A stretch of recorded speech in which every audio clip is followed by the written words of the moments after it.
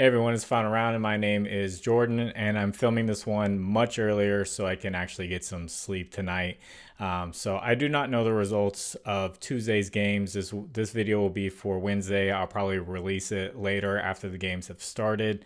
But I'm going to jump right into these picks for Wednesday. You'll see images that come up on the screen. Those will be from a data app called Outlier. There'll be a link in the description that'll take you to Outlier for a 7-day free trial if you would like to try it out. This first pick is going to be Drew Holiday over 0.5 blocks at -125. He's had a block in every game versus the Heat this season, and in game one, he had 2 blocks against them. And this isn't just something that he's done recently versus the Heat. In 75% of the last 20 games, he's gotten a block or more. So I'm trying to stay away from what you're going to see as popular picks for the Celtics. Probably going to see a lot of Derek White over points. That one is pretty low for him. And then the playoffs, Jason Tatum, rebounds, assists. You might see that one a lot as well, or just his rebounds. This next pick is going to be Kristaps Porzingis over 4.5 first quarter points at -128. This was one that we took most of the season until it got bumped up really high one day. Like the books just caught on. I think everyone was taking it. And then it's come down back to earth. And I think Porzingis has just been huge for the Celtics. He's been a complete change of pace for them against the Heat last year when they met up in the Eastern Conference Finals. I think this is what they really needed. A big man who can stretch the floor. I know they have Al Horford. He can shoot threes every once in a while. But a younger big man who can stretch the floor, who's more mobile. He's definitely brought a different element to the Celtics, and scoring is definitely that. And if the Heat want to play that zone, he can just tear them apart from outside. So versus the Heat this year, he's gone over this first quarter points mark in 3 out of 4 games. The one that he missed was very early on in the year. And in game one, he had 7 points against them. And once again, this is another play where he's been hitting it consistently. 75% out of the last 20 games that he has played, he has gone over this points mark. So if you guys could, please like the video. And if you haven't, please subscribe to the channel. If you have a little bit of extra time, could you leave a comment for the algorithm? You can say anything, and it just helps get that video out there for more people to see. And thank you to anyone who takes time out of their day to comment. I really appreciate it. This third one, I'm kind of a little biased as a Cleveland fan. I haven't been able to take a Kevin Love prop all year long because normally the bench players aren't out this early. But I like Kevin Love over 11.5 points, rebounds, and assists at -115.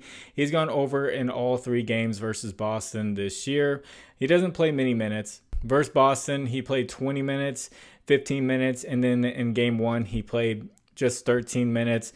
But he's definitely a trusted go-to veteran for Eric Spoelstra, or they just need a shooter out there. And he's also a great rebounder, a great outlet passer, good passer just in general.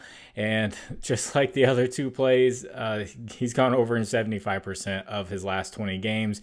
And in those 20 games, he's averaging around 15 minutes a game. So he got 13 in game one. This is around his average, and he's been hitting it 75% of the time and doing it against Boston. So that's Kevin Love over 11.5 points, rebounds, and assists at -115. And before I get into this last one, I want to shout out my partners, Underdog Fantasy, Sleeper, ParlayPlay, and ChalkBoard. Use promo code FinalRound11 on any of these. They'll match your first deposit up to $100. And Sleeper will do it up to $500. There's links in the description. That'll take you straight there with the promo code. And thank you to anyone who does sign up with those. This last pick is going to be Jonas Valanciunas over 23.5 points plus rebounds at -122. So obviously he had a big game in game one. He had 13 points and 20 rebounds. He just dominated this line. And against the Thunder this season, counting that game one, he's gone over this mark 2 out of 4 times. The 3 previous games he played 21 minutes, and then 11 minutes. In that 11-minute game, people really thought that Chet Holmgren was just too quick for him. He was a liability out there on the court, and they just couldn't have him out there. But they switched things up. That whole thinking process went away, and he played almost 30 minutes in game one, and he played really well. So I think the Pelicans are really going to need his presence out there, especially for rebounding and getting on the boards. Larry Nance Jr. is not the answer. For the center position, they're going to need Jonas Valanciunas and his shooting. He can stretch the floor. And I was a little bit curious, how does he do with Zion Williamson out? So I filtered, and I was surprised. You'll see on the screen pop up here. So for this season, with Zion Williamson out, you'll see all the games with Zion out. He's gone over this in 71% of games, and you'll see in the last 5 games that he's played without Zion, he has crushed this line. So it's good to see he's kind of filling in for the rebounding that Zion would get, and just playing really well with him not there. So I'm looking for him to have another big game here with the Pelicans and the Thunder. So if you'd like to discuss lines further, I have a Discord. Link is in the description. Conversation going on all day long there. It's free. It's not a premium. You don't have to pay for anything. It's just people bringing their own research, talking about plays. As lines shift and all kinds of stuff, people have different tools that they look at. They have different strategies, and they all just discuss it. It's not just my plays from my video. People find and dig, and it's not just a consensus like community pick. Like, people bring different stuff and bring different ideas, and it's become a really great community, and I really appreciate that community. I do have an imposter, like I mentioned a couple of videos ago. Someone will message people as they come in and say it's me and try to charge them money for a VIP. I did mess around with my Discord, and I made my own imposter just to see how they would react if I just got in the chat and started talking as the final round, but not with the color lettering, and they went hard on me. They really made fun of me, and they passed the test. So appreciate you guys for that. It's a pretty tight-knit group, and new people always joining and joining the community, and it's great. And I did want to talk about my last video about Daniel Gafford. I looked at the box score. I said he wasn't in foul trouble, and a lot of people came back and said, well, he was in foul trouble. He had 2 fouls total for the game, so he wasn't totally in foul trouble.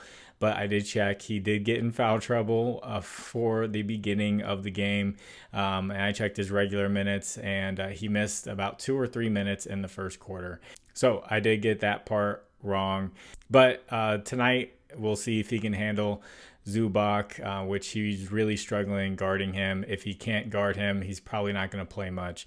And they're going to try to find a way to stop Zubac, which is crazy that when you think you're playing the Clippers, Zubac is going to be the guy that you really have to focus on, because they're going to go right back to him. And you're probably watching this, and you probably already know the outcome of that. But I'll have this out to you guys later in the day. God bless you all. It's the final round. My name is Jordan. I will catch you on the next one. Bye.